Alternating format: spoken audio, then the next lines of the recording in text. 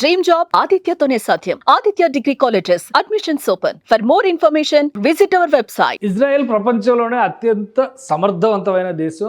Army పరంగా దాని defence forces కూడా చాలా స్ట్రాంగ్ డిఫెన్స్ ఫోర్సెస్ అనేటువంటి అభిప్రాయం ఉండేది. చుట్టూ శత్రు దేశాలు ఉన్నప్పటికీ కూడా ఇజ్రాయెల్ మనుగడ సాధిస్తుందంటే దాని టెక్నాలజీని దీనికి ప్రధాన కారణం అని అందరూ నమ్మేవాళ్ళు. కానీ ఇరాన్ చేసినటువంటి దాడులు ఇజ్రాయెల్ గడ్డని ఎలా తాకాయి? ముఖ్యంగా టెల్-అవీవ్లో యుఎస్ ఎంబసీ ఉన్నటువంటి ప్రాంతంలో కూడా విధ్వంసం సృష్టించేంత శక్తి సామర్థ్యాలు ఇరాన్కి ఎలా వచ్చాయి?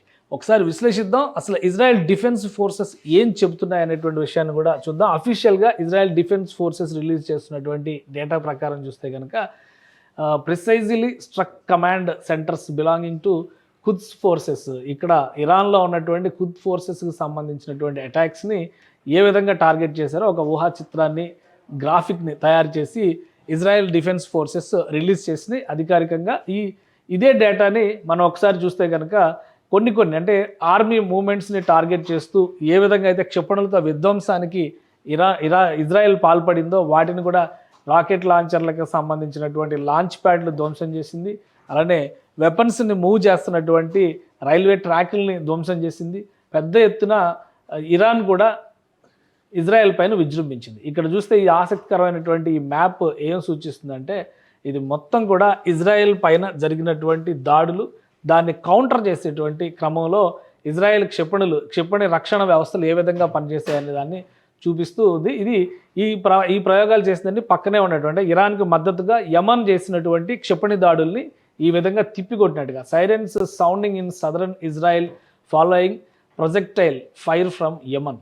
సో యమన్ చేసినటువంటి దాడులు, అలానే జార్డాన్ చేసినటువంటి దాడులు, వీటన్నిటిని కూడా అడ్డుకున్నాం సక్సెస్ఫుల్గా అని చెప్పని ఇజ్రాయెల్ చూపిస్తుంది. అప్రాక్సిమేట్లీ 100 మిలిటరీ టార్గెట్స్ వర్ స్ట్రక్ ఇషాఫాన్, అంటే ఇది ఇజ్రాయెల్ సెంట్రల్ ఇరాన్లో ఉన్నటువంటి ఇష్ఫహాన్ అనేటువంటి ఏరియాలో ఒక క్షిపణి దాడికి సంబంధించినటువంటి దృశ్యాలు ఇవి. Around 50 fighter jets and aircraft sites and surface to surface missile launchers that were ready for launch towards Israel. So వాటన్నిటిని ధ్వంసం చేసినట్టుగా ఇప్పుడు ఇజ్రాయెల్ ప్రకటించింది. ఈ ఇజ్రాయెల్ డిఫెన్స్ ఫోర్సెస్ ఇస్తున్నటువంటి అఫీషియల్ డేటా చూస్తే దాదాపుగా ఇరాన్లో ఉన్నటువంటి వ్యవస్థలన్నీ కూడా నిర్వీర్యం అయిపోయినట్టుగా కనిపిస్తున్నాయి. లాస్ట్ 2 రోజుల నుంచి, అంటే మండే నుంచి ఇజ్రాయెల్ పైన ఇరాన్ పెద్ద ఎత్తున దాడులు చేసింది. ఆ దాడులకు సంబంధించినటువంటి దృశ్యాలు ఇవి. ఈ మిసైల్స్ అన్నిటినీ కూడా Iranian missiles, sirens sounding across the northern Israel following another barrage of Iranian missiles, వాటన్నిటినీ కూడా అడ్డుకుని ఇన్ని మిసైల్స్ ప్రయోగించినప్పటికీ కూడా సమర్థంగా ఇజ్రాయెల్ మిలిటరీ ఫోర్సెస్ అడ్డుకోగలిగినాయి అనేట్టు విషయాన్ని ఈ డిఫెన్స్ ఫోర్సెస్ రిలీజ్ చేసినటువంటి డేటా ప్రకారం మనం అర్థం చేసుకోవచ్చు. సో యుద్ధం చాలా సివియర్గా జరుగుతుంది. Recap of our recent operations over టెహరాన్కి సంబంధించినటువంటి దాడుల దృశ్యాలను కూడా ఇజ్రాయెల్ డిఫెన్స్ ఫోర్సెస్ రిలీజ్ చేసింది.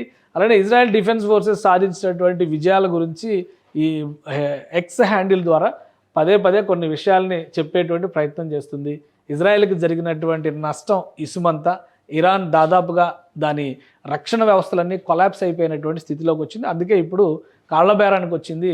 ఒక ఒప్పందం చేసుకుందాం, కాల్పుర విరమణ ఒప్పందం అనేటువంటి ప్రతిపాదనలు చేసినట్టుగా ఇజ్రాయెల్ చెబుతుంది. ఇజ్రాయెల్ ప్రధాని బెంజమిన్ నెతన్యాహు దాడులు జరిగినటువంటి ప్రాంతాలు, టెల్-అవీవ్లో కూలిపోయినటువంటి భవనాలు, ఆ ప్రదేశాలన్నింటినీ కూడా బెంజమిన్ నెతన్యాహు సందర్శించిన తర్వాత ఆయన చేసినటువంటి వ్యాఖ్యలు ఇజ్రాయెల్కి వ్యతిరేకంగా చేసిన కుట్రలన్నింటినీ కూడా విచ్ఛిన్నం చేస్తాం, శత్రు దేశాలను వదిలిపెట్టే ప్రసక్తే లేదని చెప్పన్నారు. ఎవరి మాట వినే పరిస్థితులు కనిపించడం లేదు. కాబట్టి ఇజ్రాయెల్ పైన రాబోయే రోజుల్లో మరిన్ని దాడులు పెద్ద ఎత్తున జరిగేటువంటి సంకేతాలు స్పష్టంగా కనిపిస్తున్నాయి.